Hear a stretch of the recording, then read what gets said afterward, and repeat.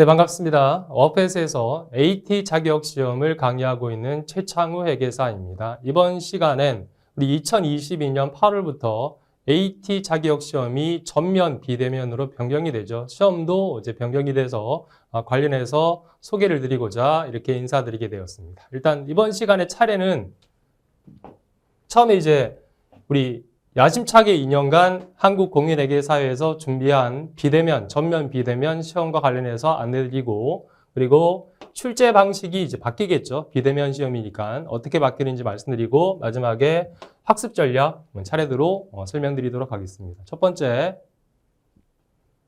2022년 8월 시험부터 전면 비대면으로 국내 최초로 자격증 사상 최초로 이제 전면 비대면으로 시행이 되고, 특히 시험이 이제 매월 시험이 치러집니다. 매월 응시가 가능하고 합격자 발표가 기존에는 뭐 보름가량 소요됐는데 이제는 온라인으로 하시면서 비대면으로 하시면서 합격자 발표가 응시 후에 일주일 정도 안에 합격자 바로 합격 여부를 확인하실 수 있게 되었어요. 그리고 시험 시간이 변경이 되었는데 시험 시간이 FAT 2급하고 1급 같은 경우는 10시부터 시험이 치러지고 그리고 TAT 2급하고 1급 같은 경우는 1시 반부터 시험이 치러집니다.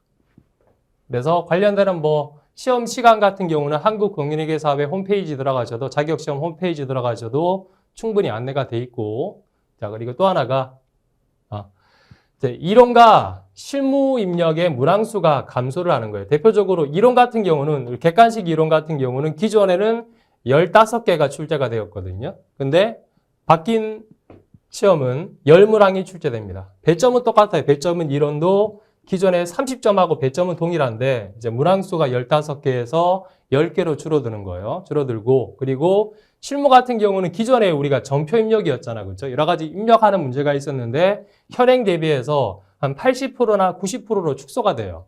그러니까 기존의 문제보다 문항수가 감소한다는 걸 일단 먼저 말씀드리고 그리고 제일 중요한 게 회계 정보 조회랑 분석 문제가 새롭게 추가됩니다. 이 말씀은 제가 이어서 바로 드릴게요. 그래서 거래 자료를 입력하고 나서 기존에는 단순하게 거래 자료만 입력하셨는데 이제 새롭게 추가돼서 조회 문제가 새롭게 추가되시는 거예요. 조회 문제가. 그래서 예를 들어서 보면 기존에 말씀드렸죠. 객관식 30점, 실무 70점인데 동일하게 기존의 객관식이 15문항에서 10문항으로 줄어드는데 배점은 동일합니다. 30점 동일한데 기존에는 이제 실무가 전표 입력이었잖아. 입력하는 문제만 나왔었는데 새롭게 추가되는 변경되는 시험에서는 입력에다가 뒤에 보시면 이 실무 수행 평가란 게 조회하는 문제예요. 조회 문제가 새롭게 추가된다고 이해하시면 돼요. 예를 들어 볼게요. 자, 예를 들어서 이런 문제가 있다고 가정해봐요. 12월 11일 날 기계장치를 100만 원에 현금으로 취득했다라고 있다 봐. 아셨죠? 이런 문제가 있으면 일단 기존에는 어떻게 했냐 하면 거래를 입력하래. 거래 입력 가능하시겠죠. 그래서 차변에 전표를 치면 돼요. 차변에 기계장치 100만 원, 대변에 현금 100만 원. 여기서 끝이었단 말이에요. 기존에는.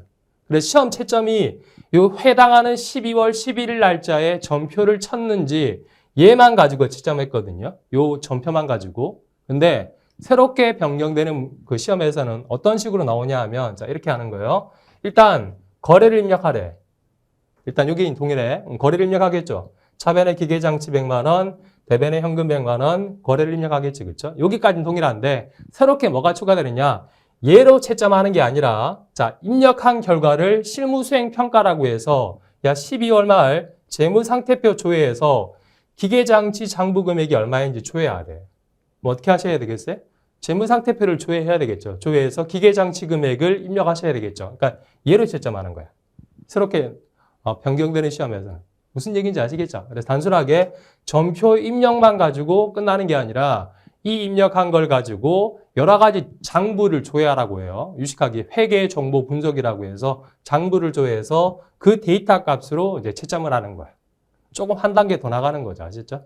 자, 말씀드렸고. 그래서, 뭐, 추가적으로 예를 들어보면 이런 거예요. 예를 들어보면 이게 FAT 1급 새롭게 변경되는 문제 형태거든요. 그래서 여러 가지, 장부를 입력하고 전표를 입력하고 나서 이런 식으로 쭉 주는 거야.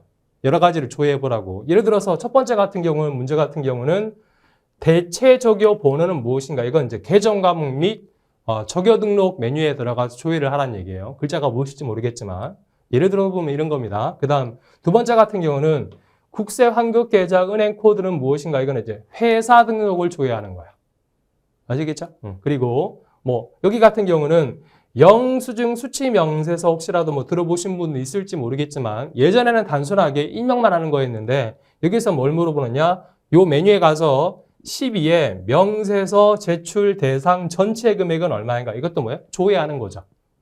어떤 형태로 나오는지 아시겠죠? 그러니까 전표 입력한 걸 가지고 그걸로 채점하는 게 아니라 그 데이터를 가지고 여러 가지 장부, 뭐 회사 등록, 계정 과목 적요 등록, 그리고 영수증 수취 명세서, 뭐 재무 상태표, 손익 계산서 이런 장부를 이제 조회해서 데이터 값을 입력하는 방식으로 바뀐다는 얘기예요. 아시겠죠?